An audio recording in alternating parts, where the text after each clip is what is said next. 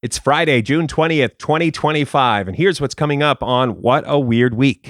Getting cutesy with the chair, and am I going to sit in the chair? Should I sit in the chair? It's a valuable chair. Look at me sitting in the chair. Weight loss hack. Consult your physician before you embark on any weight loss journey or any journey. Or before you get out of bed in the morning, consult your physician. Hi, everybody, it's Weird. This is like crazy being here. Weird. Really weird tales. Bigfoot eats out of my trash. Well, I got a great show for you today with some wonderful weird stuff. Hi, friends. I am Scott, and this is What a Weird Week, a show where we look at the weird, the odd, the fun, the interesting stories from this week's news. We do 10 stories in about 15 minutes, and you can get everything we talk about in more detail, or get in touch, or get the podcast info. Go to shownotes.page, shownotes.page. We're in the garage today. It's a bit of a heat wave where I'm at, and the garage seemed to be the best place to do this. Let's go.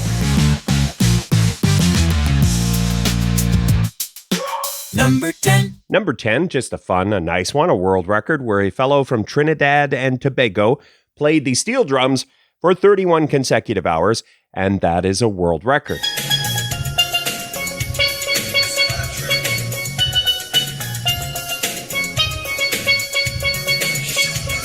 The longest marathon playing of steel pan or steel drums, 31 hours.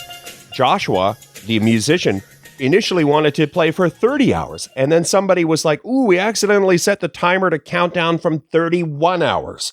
And Joshua was like, well, let's do it. I've got the adrenaline pumping. I'm on a roll. That's me paraphrasing, but I believe capturing the energy. And so congratulations, Joshua, the world record for longest marathon playing of steel drums. Number 9. Okay, number 9. It's getting pretty hot in the garage, I have to say. Our garage broadcast, maybe not such a great idea. Number 9 is a story that might make you angry. I don't understand art. I'm not sophisticated, but I watched this surveillance video and I was like, anger rising. So it's the story of the museum in Italy where they have a chair on display. It's not a real chair. It's a work of art, a crystal-covered chair inspired by Vincent van Gogh. And they released security footage this week of a couple who waited until staff left the room where the chair was at the museum. And then this couple started getting photos with the chair and getting cutesy with the chair. And, am I going to sit in the chair? Should I sit in the chair? It's a valuable chair. Look at me sitting in the chair. And so they broke the chair of the fellow when he sat in the chair. It broke. And they took off. And their identity still unknown. It happened in April, but the museum made headlines this week because they released the footage. And they were like, just a reminder, this is how not to behave at a museum. So that was one of the things. But then they also took the opportunity to thank people who don't destroy art. They were like, to the many of you who have come through the museum enjoying the art and not destroying it, thank you.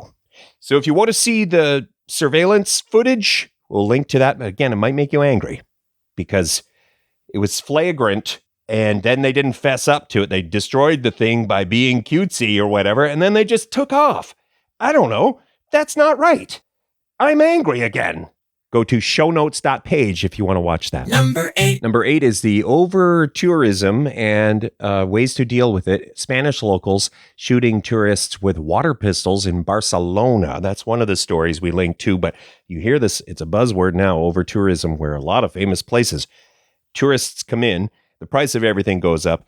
There's, it's crowded and it's frustrating as a local. So one of the ways to get a modest amount of vengeance, shoot the tourists with water pistols. That's what they're doing in Barcelona. I'm not 100% sure that's legal. I'm not 100% sure you would not get in trouble for shooting tourists with water pistols. I'm not weighing in on, whether over tourism is good or bad. Where I live, it is not a problem.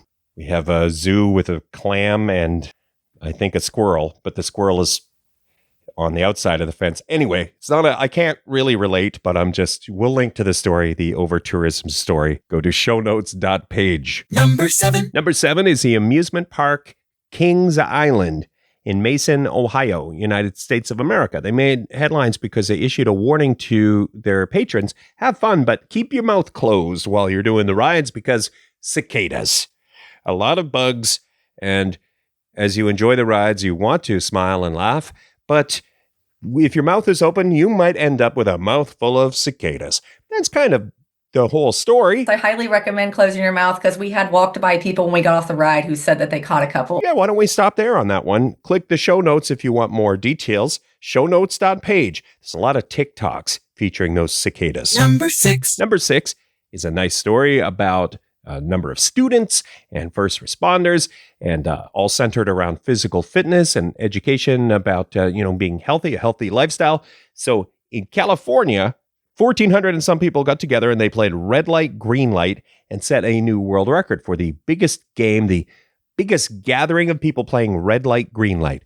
That's the whole story. It's not that unusual, not that weird. It's not swallowing cicadas on a roller coaster, but a nice uplifting story. Congratulations to everyone involved in that world record. Number 5. Okay, we have a good mystery, a bona fide good mystery on our hands. And number 5, this is about mysterious radio signals under the ice in Antarctica. And this is not from a tabloid. This is from a real science, I'll link to all of this, real science website.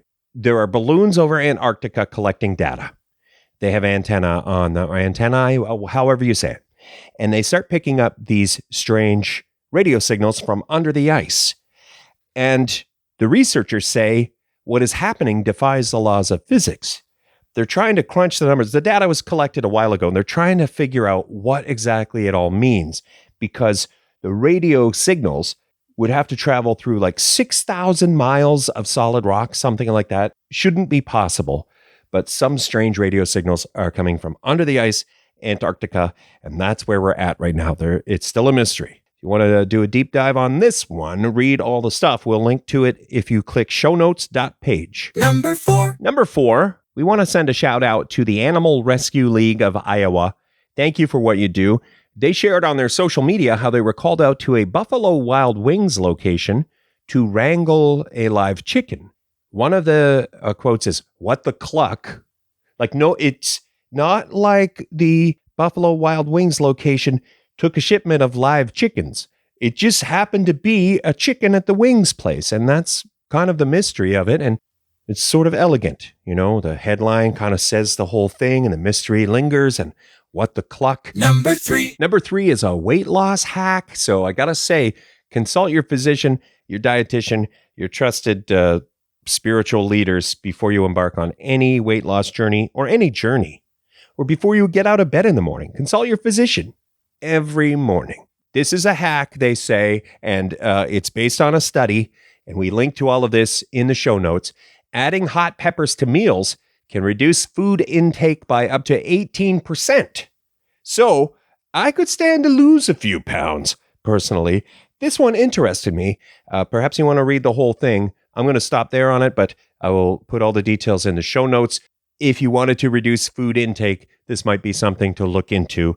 Shownotes.page for more. Number 2. Number 2 is a funny protest, an unusual protest for sure. I've never heard of this one, but I don't know. I don't want to weigh in on the politics of why they were protesting the Mecklenburg County Commission meeting in North Carolina, United States of America. I'm here in the East Coast of Canada trying to mind my own beeswax, so I'm not sure the nuances of the protest, but this is what they did.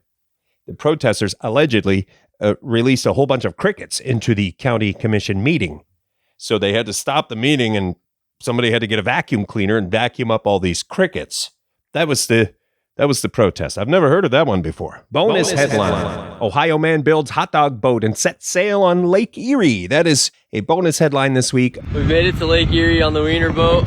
I'm gonna head out to Kelly's Island, see how far I can get. A fun video to watch. A fellow, he calls it a wiener boat. It's a speed boat that looks like a hot dog in a bun. Hot dog only has mustard. I know maybe you're passionate about what goes on the hot dog and what's officially good on a hot dog. Well, this is a wiener with mustard, and the fellow is sitting in the bun, about mid-bun. He is on Lake Erie, just racing around in his wiener boat. It's fun to watch. Shownotes.page if you want to check out the video. Honorable mention. This one is, I don't want to treat it lightly. It's not funny. It's just weird.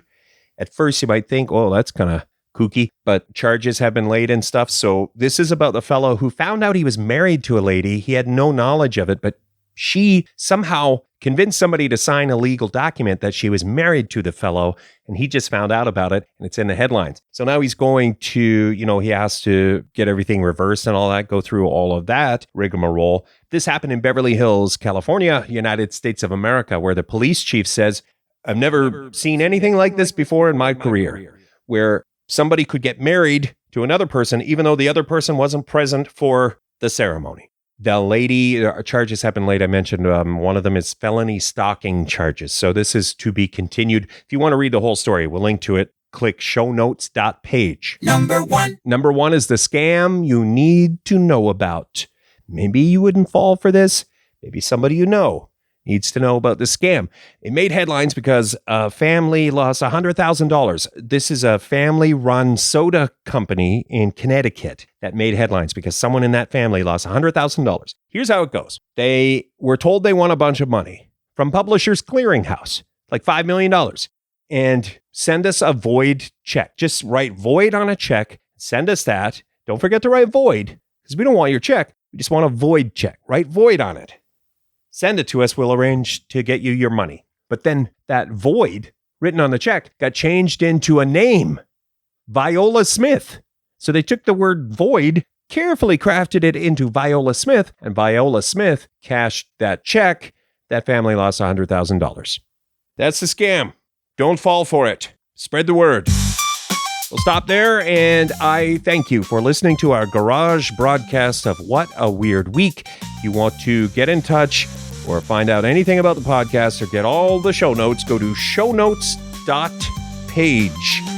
We'll catch you next week with more weird stuff and fun stories from the news on What a Weird Week.